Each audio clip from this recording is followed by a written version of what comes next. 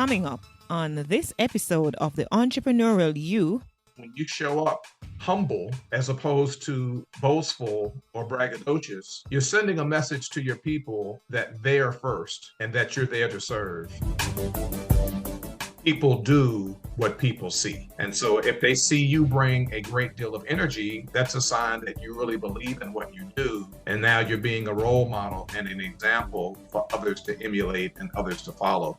Hey, it's John Lee Dumas of EO Fire, and it's the Entrepreneurial You, the show for dedicated and passionate Caribbean entrepreneurs seeking daily inspiration, brought to you by author, speaker, and award-winning entrepreneur Heneka Watkis-Porter.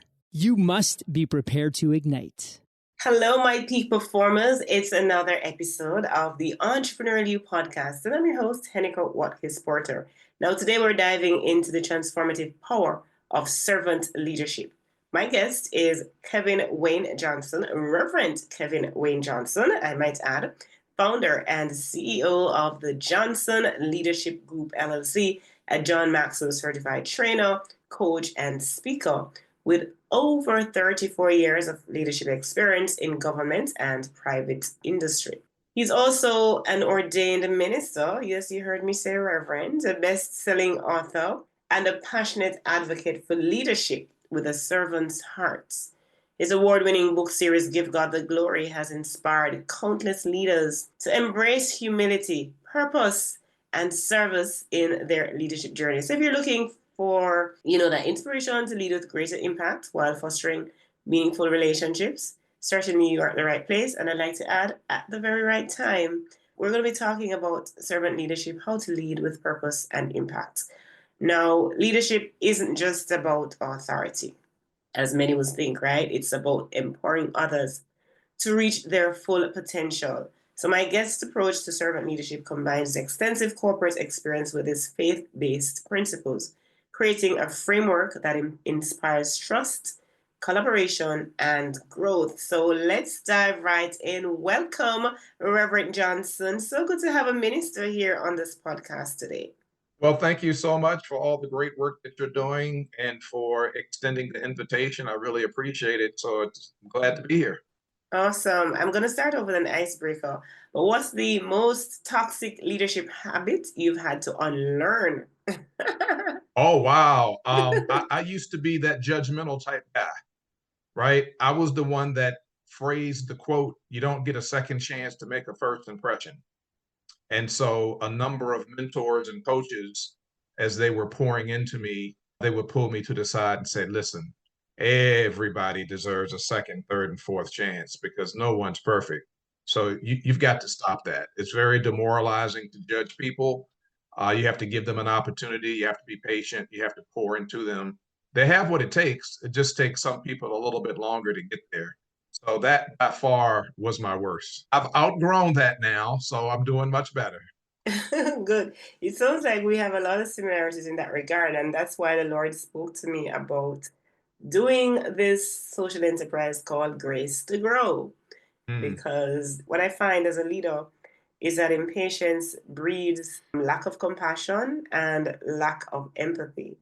And that's where I was, and if I might be honest, I am still having to unlearn, because it's funny how we know that we're not perfect. But sometimes for me, I find that when I get something, like I expect the other person to just get it right away, and it is so unfair because we learn differently, a different pace and so on. And I'd like to just, to apologize to my listeners today. You're hearing my voice is really husky. I'm pushing through this conversation. I'm resisting the flu virus, really resisting it, but we'll push through. So bear with me as I, engage my guest today, Reverend Kevin Wayne Johnson. We're going to be diving more into servant leadership and, just how to lead with purpose and impact. But as you pointed out in that icebreaker, which pretty much went straight into a direction that I wanted to go, what really inspired you, Rev, to embrace servant leadership as your core philosophy? Oh, well, for me, it started at home. I have one younger brother. I don't have any sisters. So it was just the two of us. I'm 3.5 years older than he is. And my younger brother was born with a mental disability. Both of us are sons of a U.S. Marine, and my mom pursued a career with the federal government, and I kind of followed in her footsteps. But as a U.S. Marine, Dad was away a lot.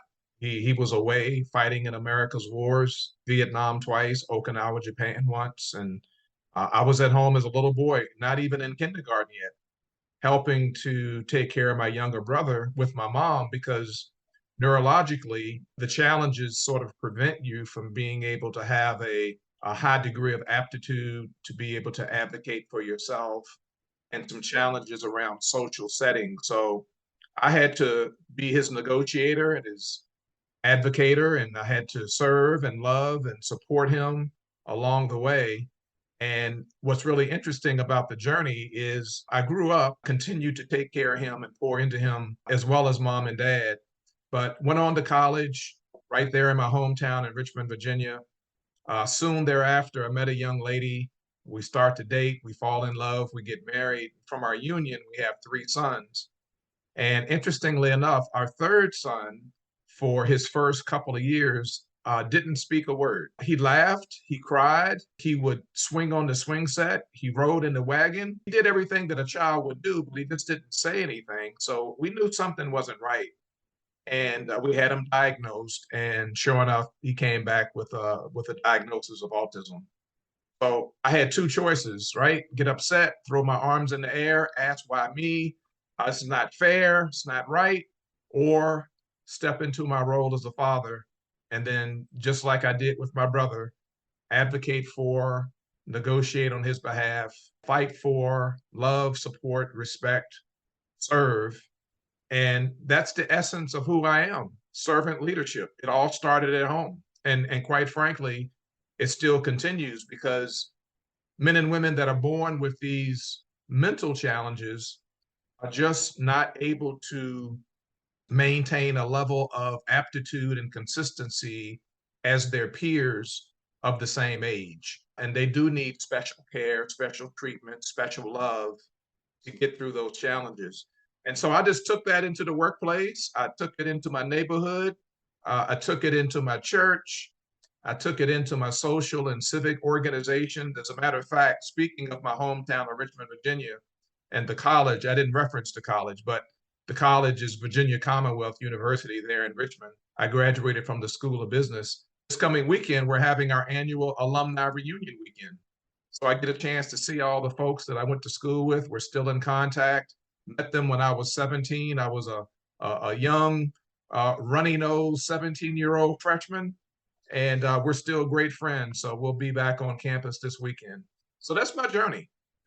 2 minutes or less, that's my journey about servant leadership. I took what I learned at home into the workplace, and now I teach it and train it and coach people and mentor people about it because it's so key and it's so very, very important. So at what point in your life on your journey did you decide, Reverend Johnson, that you wanted to become a minister? Oh, you don't decide you want to become a minister. God calls you into ministry, and you can't run from it. You can try, but you're not going to get very far. You just go and give in. So the journey, again, going back to my childhood, this time I'm much older. My maternal grandmother was a devout Seventh-day Adventist. Her Sabbath was on Saturday, and she was very, very pivotal because she would demonstrate outwardly that there is a true and living God. I would see her on her knees praying, and she was always very consistent about when we come over to her house on Sabbath, we need to sit down and honor. No running around here and jumping up and down, not in my house. And so she told me when I was a little boy, I was about 8, that I would be a preacher when I grew up. I didn't know anything about what she was talking about, but later on in life, I get it. And even today, I still get it. And so I eventually accepted my call and moved into ministry. And I have been serving the local church as a deacon, as an associate pastor, and as a senior pastor for the past 26 years. It's been a 26-year journey, and still at it, and still smiling. So I absolutely love it. But yeah, we don't decide. God decides for us. I want you, and He knows why. So you just give in and say yes, and make some great things happen. Absolutely, absolutely. I'm glad you put it that way. Indeed, and many of us are running like Jonah, you know. But Yeah. we eventually we gotta stop running. All right. So when I think about leadership, you know, and for a lot of people, authority comes to mind. So how do you then balance authority with humility as a leader? And you know, you don't just wave, you know, your position of authority over those whom you lead. Yeah. Well, let me just start out with my answer by saying it's not easy. Part of human behavior and part of how we're created is every one of us want to feel appreciated, and every one of us wants to hear the words, I appreciate you. And so that kind of goes core to who we are. So it's kind of hard to separate being an authority and having the position of power from showing up humble. It is. It's doable, but it's challenging. And I just like to be very, very forthright and truthful when it comes to this. But here's what happens when we do get to a point in our lives where we can delineate the two. Our humility demonstrates outwardly to others that this position of leadership that we have is about the people that we're serving and not about us. And that's very, very refreshing for the people that we have been entrusted to lead. When people know that they show up and their leader gives a care, that their leader will provide resources and opportunities, will allow them to go to training, and otherwise just really feed into them and develop them, then they will do just about anything for that leader. That person does not have to dictate, demand, or threaten. They can just ask, because when it's all said and done, that's what people are looking for in their leaders. One of the primary reasons that I do the work that I do now is because all of the data that I read, all of it is verifiable and validatable, whether it's Barna research, whether it's Forbes, whether it's Gallup. Across the board, there's a huge gap between what people are looking for in their leader and what leaders are actually delivering. There's a wide gap. And I stood up my company 7 years ago, following my 34-year career with the federal government, to help to close that gap. And so helping leaders to understand that when you show up humble as opposed to boastful or braggadocious, you're sending a message to your people that they are first and that you're there to serve. And that's a huge difference maker. They'll do just about anything for you and really make you shine as the leader of the organization. I want you to, Reverend Johnson, take us through what does it really mean to be a servant leader. And I ask this against the backdrop of I have managed to observe a lot of leaders, right? And there are times I see leader acting in a way like, you know, with emphasis on you need to be honoring your leaders and so on, instead of honoring all men, honoring your leaders, which is right, which is absolutely right. But this there sometimes seem to be an imbalance and disconnect, as if it's all about the leader and things like the washing of feet and you know, in a proverbial sense, in a literal for those who believe in such things, but also in a proverbial sense, the washing of feet, you know, serving. What does it really mean to be a servant leader?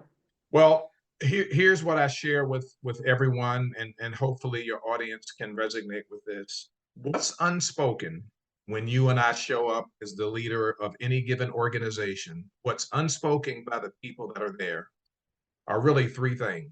Number one, when we show up as the leader, do we offer any hope for the people that are there? Number two, are we there to help the people that are there? And then number three, people want to know, do we care? Maya Angelou gracefully quoted this universal quote that everybody's familiar with. They don't always give her the credit, but that's where the credit goes. And this is really true, but people don't say it. It's the pink elephant in the room. They won't say it. No one really gives a care how much you know until they first know how much you care. And that's, again, that's part of the human behavior. That's how God created us, because we're all created to be relational. And so, because people crave good, authentic, genuine, healthy relationships with other people, when they don't get it, that's when they act out and you see the abnormal behavior. But those are the three areas that servant leadership really speaks out and speaks up. Do you care? Are you going to offer some hope? And are you going to help? And if the answer is yes to those three, then you are moving and grooving in the lane of being a servant leader. If not, just got some work to do. That's all. Nobody's perfect. So we're all on this trajectory of trying to get better and do better and to help people out. We're just in different spaces and different parts on the spectrum. But I believe that when I run into leaders and organizations with leaders who don't understand that, then I go in and help them to understand the why and show them all the data and get them to change, and then watch the manifestation about 3 to 6 months down the road. They're a totally different organization because now they get it. They really get what it is to be a servant leader. So tell me something. How does your faith impact your leadership? I would start out by saying this. Everything that we do is a faith walk. So there is a scripture in 2 Corinthians that we walk by faith and not by sight. Again, it kind of goes back to your earlier question. It's not easy because of how we're created. We're created to respond to what we see. And so most of us walk by sight, not by faith. But one thing I've learned over time is that everything that we do is a faith walk. It really is. I tell people all the time, when you apply for a job and you're fortunate enough to get the phone call or the email to say, we would like for you to come in for an interview, or it could be virtual or it can be in person, and you ace the interview, and a couple of days later you get a phone call or an email extending an offer, and there's an offer letter, and you're all super excited. You're jumping up and down. The benefits are great. The salary is great. You get paid every week or every 2 weeks, and you're ready to rock and roll. It's the work role you were looking for. You've had your training and you're ready, and you accept. Well, you accept by faith because you don't know the banking relationship that organizations has with a financial institution. You don't know if you're going to get paid or not. It's a faith walk. You accepted the job believing that, hey, in exchange, I'm going to get paid for my services. You don't know that. You don't really know about the financial institution and the relationship that that organization may have. And so that's just one of many examples. You also you go outside and get in your car and you're ready to go to the grocery store or to the park to take a walk or to your job or to your church or wherever you're going. And guess what? By faith, you start the car and you have every right to believe that the car is going to start and you're going to get from A to Z with no problem. That's a faith walk. So everything is by faith. When I lead by faith. I teach people about leadership principles and strategies by faith. I have the faith that organizations will hire me when I reach out to them. I have faith that we'll have a great time in our session. I have a session today at 1 o'clock this afternoon. I already have faith that we're going to have a great time. This is our third session. The first two were virtual. This one is going to be the first time in person where I actually get a chance to meet the people. They paid me in advance. They already paid before I even started the training. It's all faith. So I like for us to keep it in perspective that everything that we do is a faith walk. And anybody out there listening, if you have an aspiration to move into leadership, learn, grow, read. It's all a faith walk. You'll get better and better over time. Be patient with people and walk by faith and not by sight. Yes, walk by faith and not by sight. Hope that is seen is not hope at all, right? Yep. Now Yep. faith is. Absolutely. We could go on and on. All right. So one of the biggest elements of an effective leader is that leader's ability to garner trust amongst the people that, whom he or she leads. Can you share with us, Reverend Johnson, some very practical tips on how to build trust among teams, so that you can lead them effectively. Yep. Talk to your people. Have a very informal, short conversation, because what's happening is as you talk, you're getting to know a little bit more about them and they're getting to learn a little bit more about you.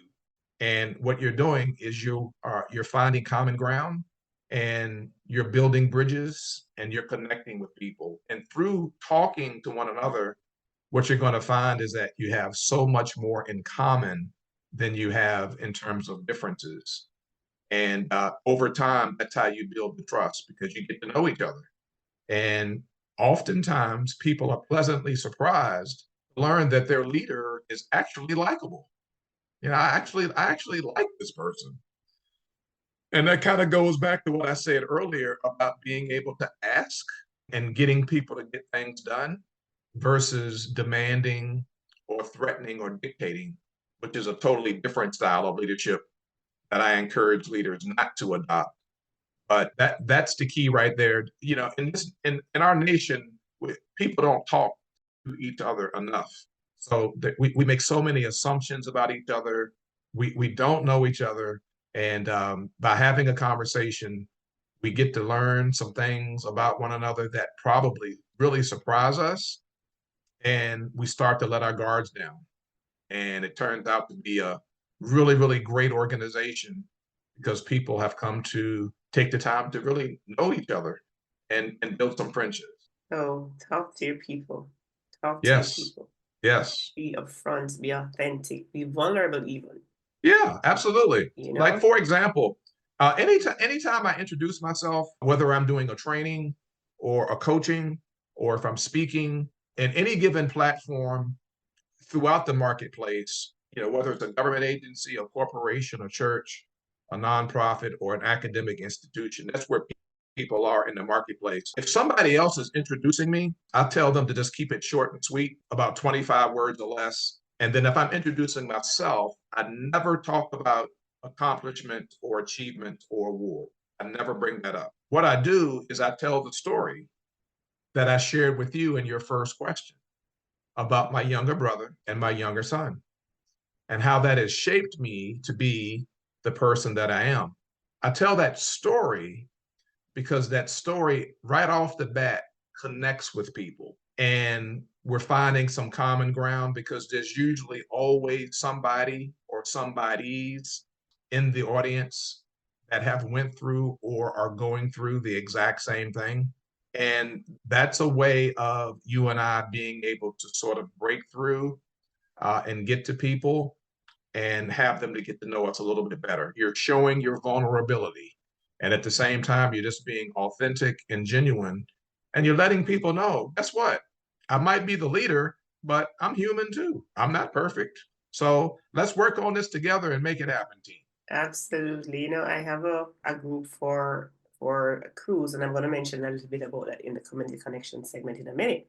And I mean, even outside of that group, it's a WhatsApp group with just over 100 and stuff people in there, 100 and odd. And every time I'm engaging with them, because I share leadership nuggets and stuff, I always predominantly share things about myself, the vulnerabilities, not the things that persons might clap and cheer about, but the things that make me connect with them as human, as I was one human, to the next. Because even though we know it, sometimes we need to be reminded that, listen, everybody goes through something.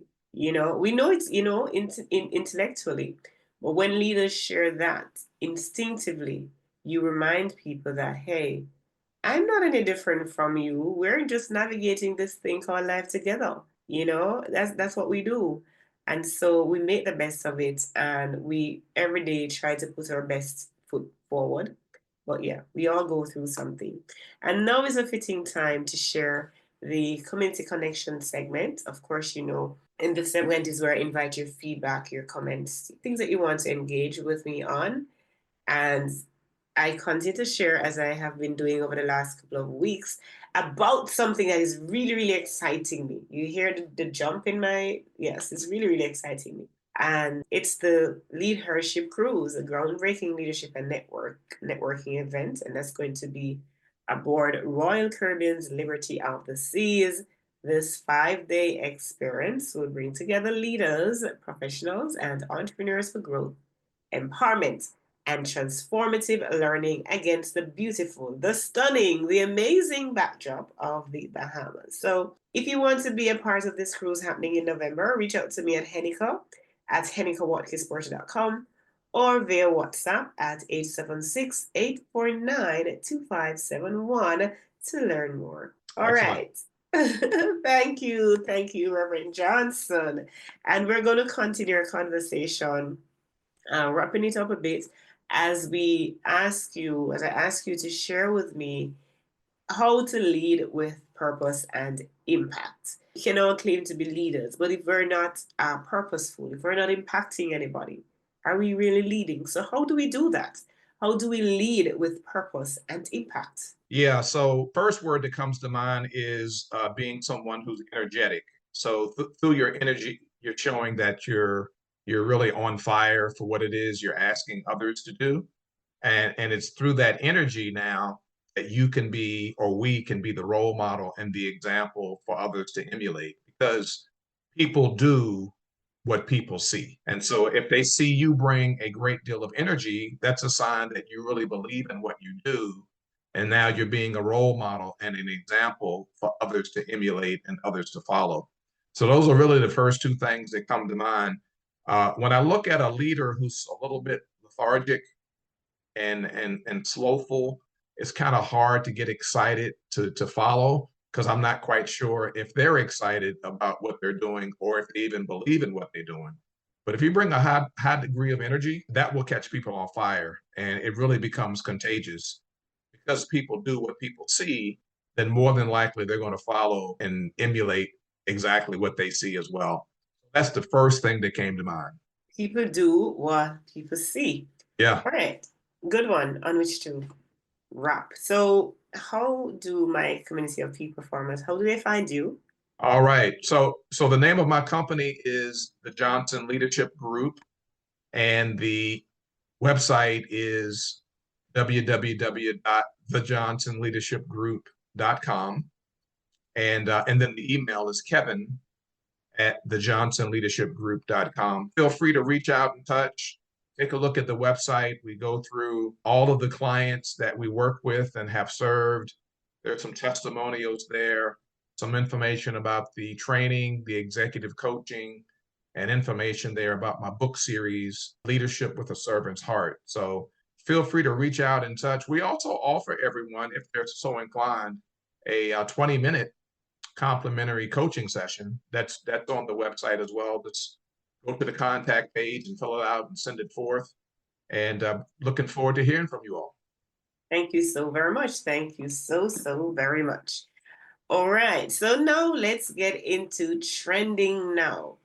Companies that prioritize servant leadership see a 41% increase in employee engagement and are 50% more likely to retain top talent, with Gen Z employees ranking purpose over paychecks as their top priority. Adopting a servant leadership model isn't just good for morale, it's essential for long-term success. And that's what's trending now. And as we close, I just want to again say thank you so very much to Reverend Kevin Wayne Johnson. Thank You've you. been amazing. And for you, our listeners who want to dive deeper into servant leadership or explore Kevin's award-winning books like Give God the Glory, visit the johnsonleadershipgroup.com or connect with Reverend Kevin Johnson on social media. So, I'm going to ask you to share this episode, right? It inspired you, so you know that you can inspire somebody else. So, share this episode. And if you've not already subscribe to the Entrepreneurial You. Leave a review, rate on Apple Podcast or Spotify. All right? Remember, sharing is caring. And also, the best leaders lift others as they climb. If this episode inspired you or taught you something new, again, I ask you, please subscribe to the Entrepreneurial You and share. All right. Affirm with me. I lead with purpose and humility, empowering others to succeed alongside me. Thank you so much to our sponsors, the Jamaica Stock Exchange, and of course, HenekaWatkis-Porter.com. Do take care. This podcast is heard along the Marketing Podcast Network. For more great marketing podcasts, visit marketingpodcasts.net.